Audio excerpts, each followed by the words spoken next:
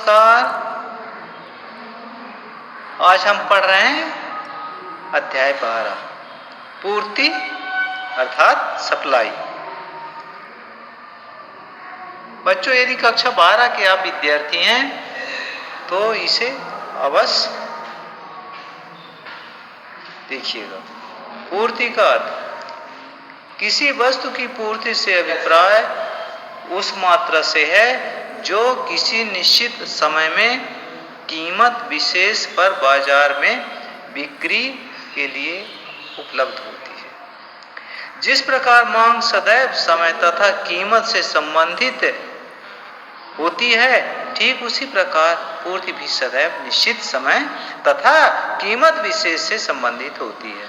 उदाहरण के लिए पूर्ति के संबंध में यह कथन कि बाजार में गेहूं की पूर्ति 5000 कुंटल है गलत है, क्योंकि यहाँ पर कीमत विशेष तथा समय का उल्लेख नहीं किया गया है।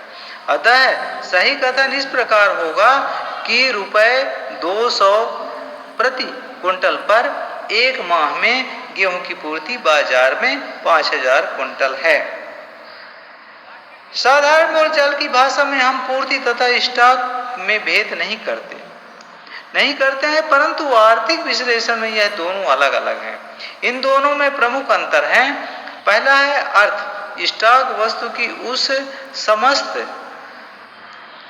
उपलब्ध मात्रा को कहते हैं जो कि उत्पादक के पास होता है, परंतु पूर्ति उस स्टॉक में से निश्चित समय तथा कीमत विशेष पर बिक्री के लिए प्रस्तुत की जाने वाली मात्रा होती है। यदि गेहूं की कीमत 200 से बढ़कर रुपए 300 प्रति क्विंटल हो जाए तो संभव है कि उत्पादन अपने स्टॉक में से पूर्ति बढ़ाकर प्रति माह 7000 कुंटल कर दे। दूसरा है निर्भरता। स्टॉक उत्पादन तथा निर्भर करता है कि जबकि पूर्ति स्टॉक तथा कीमत पर निर्भर करती है। तीसरा है संबंध। स्टॉक पूर्ति से अधिक हो सकता है, परंतु पूर्ति स्टॉक से अधिक नहीं हो सकती। चौथा है अस्तित्व। स्टॉक में पूर्ति से पूर्व होता है, जबकि पूर्ति स्टॉक के बाद होती है, अर्थात बिना स्टॉक के आपूर्ति नहीं हो सकती। पांचवा है परिवर्तन। स्टॉक स्थिर होता है, परंतु पूर्ति कीमत के अनुसार परिवर्तित होती रहती है। इस प्रकार स्टॉक एक अधिक विस्तृत शब्द है। एक वस्तु की पूर्ति को प्रभावित करने वाले तत्व। एक वस्तु की पूर्ति को अनेक तत्व प्रभावित करते हैं। उनमें प्रमुख तत्व इस प्रकार हैं। पहला है वस्तु की कीमत। अन्य बातें यथा स्थिर रहने पर वस्तु की ऊंची कीमत होने पर पूर्ति अधिक होती है, क्योंकि ऊंची कीमत पर वस्तु को बेचना विक्रेताओं के लिए अधिक लाभप्रद होता है। इसके विपरीत कीमत नीची होने पर पूर्ति कम होती है। दूसरा है अन्य वस्तुओं की कीमतें। अन्य वस्तुओं की कीमतें भी वस्तु विशेष की पूर्ति को प्रभावित किया करती हैं। मान लीजिए नायलॉन तथा टेरिकॉट के वस्त्रों की कीमत में वृद्धि हो जाती है तथा सूती वस्त्र की कीमत अपरिवर्तित रहती है, तो सूती वस्त्र की बिक्री में लाभ अपेक्षाकृत कम हो जाएंगे, अतः उसकी पूर्ति भी कम हो जाएगी। तीसरा है उत्पादन के साधनों की कीमतें। उत्पादन के साधनों की कीमतों में परिवर्तित हो जाने पर भी वस्तु की पूर्ति परिवर्तित हो जाती है। यदि उत्पादन के साधनों की कीमतें बढ़ती हैं तो उत्पादन लागत बढ़ेगी तथा उत्पादकों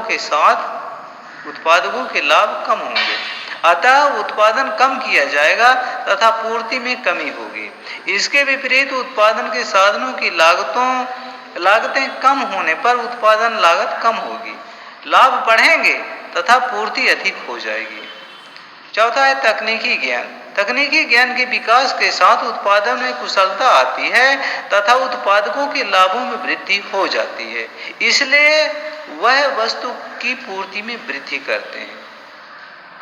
पांचवा है उत्पादकों के लक्ष्य। आर्थिक विश्लेषण में प्रायः यह मान लिया जाता है कि एक फर्म अपने लाभ को अधिकतम करने के उद्देश्य से कार्य करती है, परंतु कभी कभी ऐसा भी होता है कि फर्म का उद्देश्य लाभ को अधिकतम करने के बजाय अपनी वस्तु का विभिन्न बाजारों में विस्तार करना होता है। यदि फर्म ऐसा करती है तो वह अलग अलग बाजारों में अलग अलग कीमतों पर वस्तु की अधिक पूर्ति करेगी। छठवां है प्राकृतिक तत्व। कृषि से संबंधित वस्तुओं की पूर्ति पर एक सीमा तक प्राकृतिक तत्वों का प्रभाव पड़ता है। उचित है वर्षा, सिंचाई के साधन, अच्छे बीज इत्यादि प्राकृतिक तत्व कृषि पदार्थों की पूर्ति में वृद्धि करते हैं। इसके विपरीत बाढ़, सूखा, बीमारी इत्यादि कृषि पदार्थों की पूर्ति में कमी करते हैं। सातवां है परिवहन व संचार के साधन।